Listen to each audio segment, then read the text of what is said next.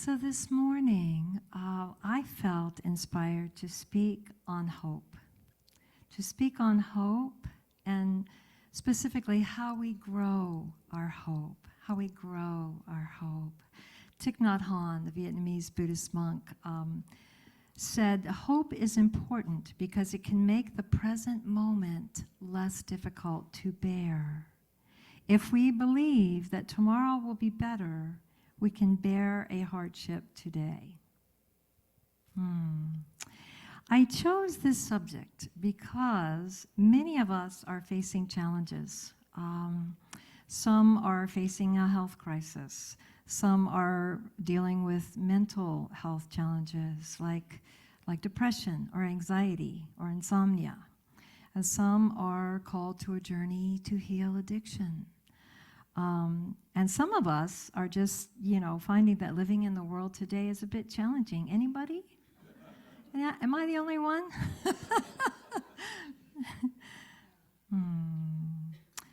So every one of us, we all will face those moments in life where we feel like we're turned upside down, and kind of shaken out. And what I really want to say today is, please know that whatever you are facing, you are not powerless and you are not alone. So important to know that we are not powerless and we are not alone.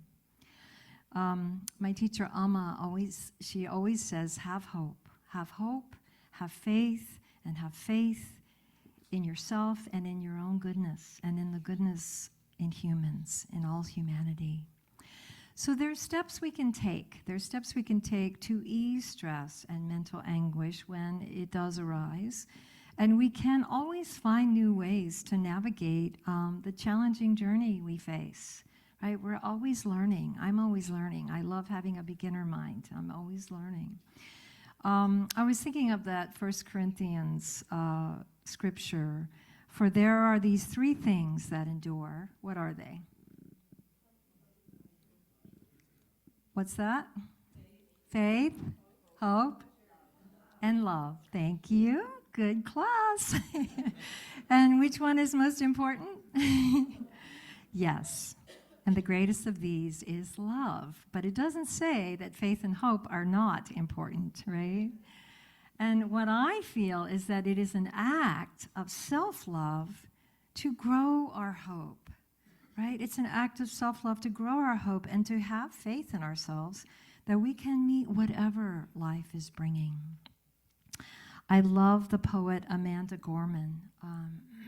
Love this poem. She writes, we lay down our arms so we can reach out our arms to one another. We seek harm to no one and harmony for all. Let the globe, if nothing else, say this is true, that even as we grieved, we grew. That even as we hurt, we hoped. That even as we tired, we tried. I just love that. So I really appreciated having my first Sunday off last week. I really, really appreciate that very much. And I thank everybody who made it possible. But it's been interesting. I have had the three closest people in my life really all at the same time going through some major health crises and challenges.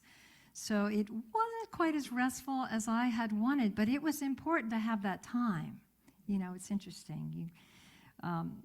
God laughs while you're making plans, something like that, right? But I really relate to those words, especially that even as we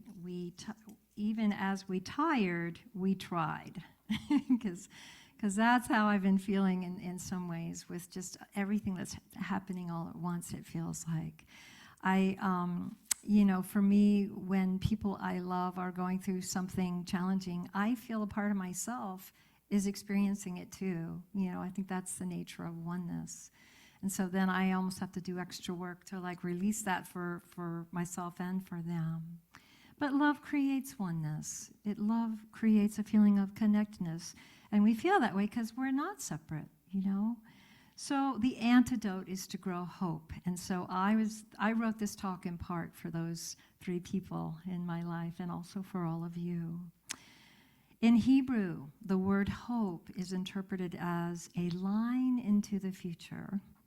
And so when we hope for depression to lift, or for health to improve, or for peace in our world, we're making an appeal to the future, right? We're calling up faith in creating what hasn't yet materialized.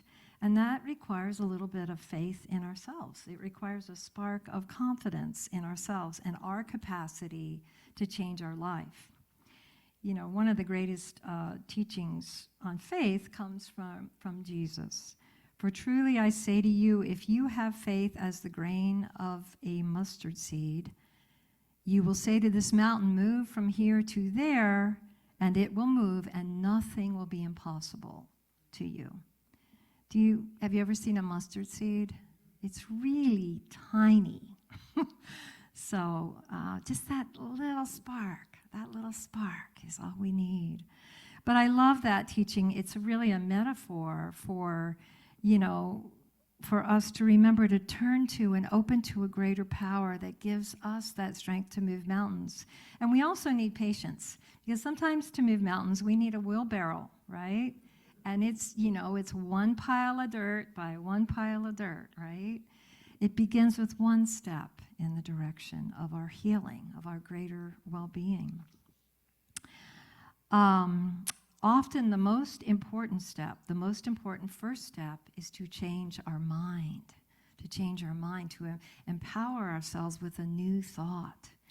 And that thought is to be, to take responsibility for our own life and trust and believe that we can change it. Let me share an affirmation. I've been focusing on hope affirmations this week. Maybe you could repeat after me. I am a strong, capable, and good person. I am worthy of being happy and healthy. Yes, healing is in reach for me. Healing is in reach for me. Healing is in reach for me. Do you feel it? Can you feel it?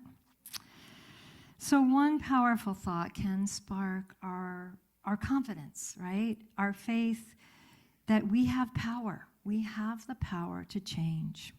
There's a beautiful scripture from Hinduism's Rig Veda that says, faith is composed of the heart's intention. Faith is composed of the heart's intention. Light comes through faith. Light comes through faith. Through faith, men come to prayer. Faith in the morning, faith at noon, and at the setting of the sun. Oh, faith, give us faith. So hope and faith go together. And I've been contemplating, there's a subtle difference, though. Hope is related to time. It's trusting in a better future, right? Hope is related to time. And faith is out of time. Faith is an energy, it's a quality, it's like grace. It's always available, anytime, out of time. And for me, hope is like the sense that a greater reality is possible, and faith is knowing that right now I can act on that possibility. And that I do that by how I think and then what actions I take. The Unitarian minister Robert Hardy's wrote, in order to be hopeful people, we must constantly work on it. We must make hope a lifelong spiritual discipline and intentional practice. Hope is a journey, a difficult path through a beautiful and broken world. So I remember, and I know I tell you versions of the story often, it's because I'm still processing it, I'm still gaining wisdom from it. But I remember the day that I got the call that my house burnt down in Paradise and that the whole town of Paradise burnt down. I was at Brighton Bush giving a retreat. And I think that saved my life because I lived in the far north part of Paradise where all the cars were bottlenecked. That was the last group of people to get out of there.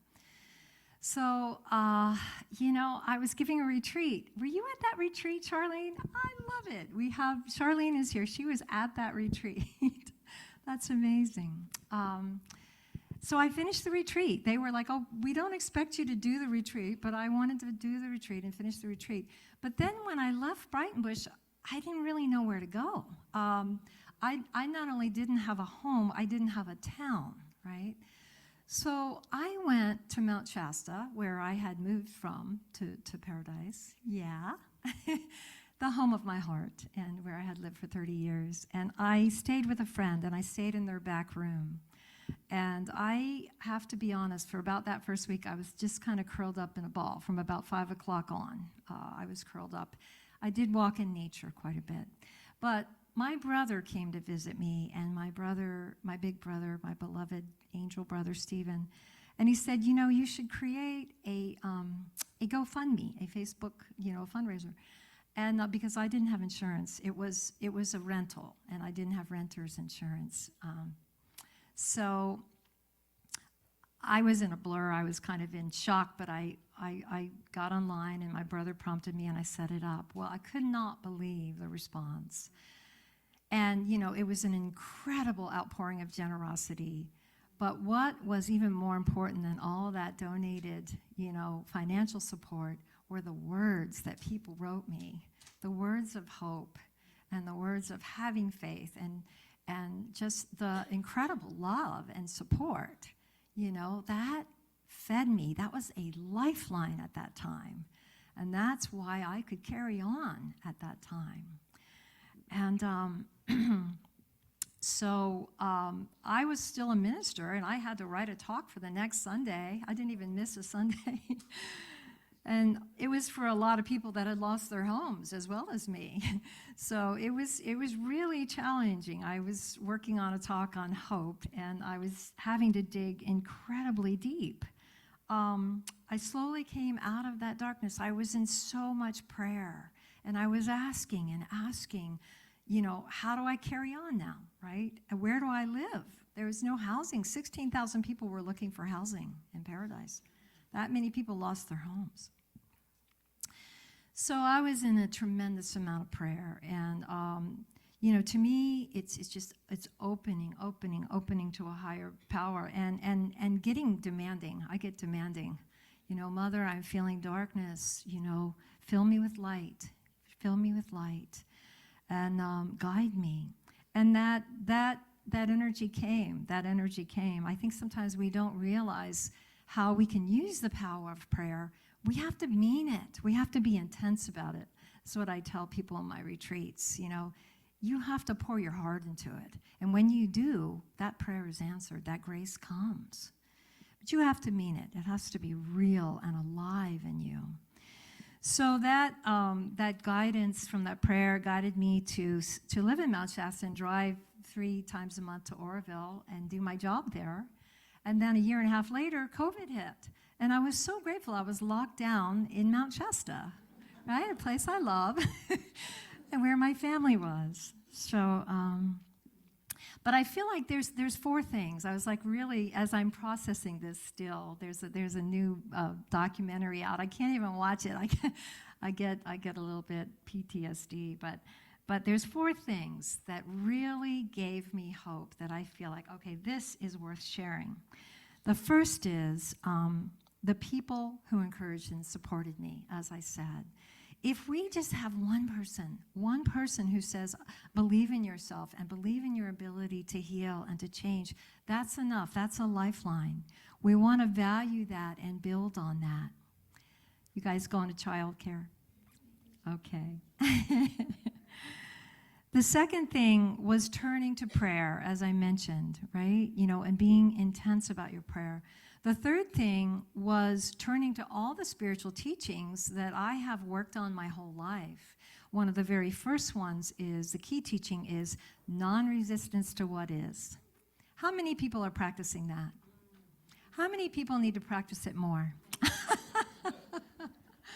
Yes, life gives you opportunities. Some big ones sometimes, to practice that. So that I worked on so much. And then the other thing was staying in the present moment, because the mind loves to ruminate about the past and worry about the future. And so that is why staying in the present moment is so powerful. And that's why breathing, just using your breath, brings you into the present, right? You can't breathe in the past, right? You can't breathe in the future, right? Then the other thing that happened was this growing in trusting life, just trusting life and trusting life in me, the life in me, that life force, that energy. Believing ourselves as worthy and capable, right? Another teaching was cultivating non-attachment to form, because everything is always changing. Everything is dust in the wind. Boy, that is really clear when your house burns down and your town burns down, right? But I love those lyrics. Don't hang on. Nothing lasts forever but the earth and sky. Allow for change, and like that Buddhist prayer, cultivate a mind free of fear and attachment. That is my mantra. I focus on that so often, because isn't that it? Cultivating a mind free of fear and attachment. That's just huge. If you could be free of those two things, you would be dancing with joy through this life, right? So we work on it, right? The fourth thing was using the power of my mind to envision a future, and that's when this idea of Unity Community of Ashen started really arriving and birthing and coming forth. I could feel a new chapter wanting to be written, right? So it wasn't a cakewalk. It was definitely a dark night that I went through, and I had to face doubts, I had to face fears, and I had to have compassion for the moments I didn't have faith. That's really, really important. 6 weeks after that fire, I had a fall on Christmas Eve and broke my knee and tore my ACL right before I was going to Maui. It was like, okay, when it rains, it pours, right? But it was the journey that felt like moving a mountain. That's why I love that scripture. And it was moving a mountain to get back to feeling good about life. It was work to keep hope alive. I used to teach a workshop on emotional freedom. Did anybody read Judith Orloff's book, Emotional Freedom? It's a great book. I really love it. I think we'll do some of that work in our day of spiritual practice. But she offers these series of emotional action steps of how we move, say, from depression to hope, or how we move from resentment to compassion, and the steps we can take. And so the first thing she invites, this is kind of my workshop thrown into a talk, she invites us to do an inventory. We do an inventory, and we can just do it in our mind, or we can write in a journal. It's really, really great. Or work with a therapist. But we reflect and we get in touch with the source of our depression or despair. We might feel stuck in a situation we know we need to change, right? Or it might be financial stress. It might be a health issue, right? And then we identify what the old dead end pattern has been for us that creates a feeling of stuckness. It might be a habit of emphasizing the negative in ourselves, negative self-talk. Anybody deal with that ever? We talk ourselves out of possibility. Does anybody else do that? It's a bad habit. It's a habit, though, that can change. And we catastrophize the future, right? There again, that's that anxiety, worrying about the future. We might be afraid to express our needs, right? So we do this self-reflection, and we bring in compassion, and we bring in courage, and it is work. It's inner work. She points out how many of us learn to numb ourselves early in life versus feel our feelings, right? Because it was too painful to feel them. So we take one step towards befriending those put-away feelings. Thich Nhat Hanh, he talks about how our put-away feelings that we want to deny, like shame or guilt or, grief, whatever it is, they're like, we put them in the basement, right? And they're like crying children down there. And we need to go down into the basement and, with compassion, like the most loving mother, bring those children upstairs into the sunlight of the living room and let them be felt and expressed. And that is the beginning of release and transformation. So we discover ourselves in this work. You know, we might find out we need to forgive ourselves more. We might need to forgive others. But we make a resolve to keep replacing self-doubt with self-confirmation, self-affirmation. So I love affirmations, and I have a couple of ones here that are my favorites. A good one for growing hope. The past is the past, and the past doesn't predict my future. Negative thoughts do not serve me anymore. Healing is within reach for me. Another one that we spoke part of earlier. I'm a strong, capable, and good person. I'm worthy of feeling good and being happy and healthy and of accomplishing my goals in life. I'm worthy. And then I really like this one. I grow towards my interests like a plant reaching for the sun. I am growing and I am going at my own pace. That's nice. So we reflect, you know, and we explore and bring compassion to our pain and our patterns. We see what's needed and we begin. We begin by affirming what's good in us, and we often have to do it many times a day, right? To replace self-doubt with self-affirmation. It's kind of like building a new trail, you know? Like you have to, when you're building a new trail, you got to really do a lot of bushwhacking, right? It's like we have to form a new neural net in our brain. So we consider what we value most in life and how we might not only think but act in ways that are aligned with our values. You know, maybe we value better health, so our action step is, I'm going to eat good today, right? Maybe we value greater peace, so our action step is, I'm going to start meditating just 5 minutes a day, you know. Maybe we value a deeper spiritual life, so you come to the day of spiritual practice, right? So then we align that value with new and hopeful behavior. And it's not a one-off effort, it's a daily commitment, right? We have to reaffirm our good attributes and deny limitations. So it takes resolve. It takes a choice for change. I love this quote from AA that goes, when I focus on what's good today, I have a good day. When I focus on what's bad, I have a bad day. If I focus on the problem increases. If I focus on the answer increases. Yeah. So we can create small steps. And I love another quote from Martin Luther King. He said, you don't need to see the whole staircase, just take the first step. Just take the first step, right? We might affirm today, I will do my best. And maybe that best is just getting out of bed or getting the laundry done, right? It might mean looking for a new place to live. It might mean going to an AA meeting. It might mean taking a wellness day and going to Lake of the Woods and renting a pontoon boat, like I did last week. I highly recommend it. So there's so much more to say. I actually wrote a 53-page talk. Aren't you glad I'm not going to give you that today? There's so much more to say, and we will focus more in the day of spiritual practice that we do on September 14th. But I invite you, explore your relationship with hope and faith in yourself. And, you know, explore what your heart's deepest desire for your life is now, what it is now. Get in touch with that. And maybe use some of these steps to more fully realize that. So I hope this has been helpful. And I just want to say, may you be filled with hope and faith and love.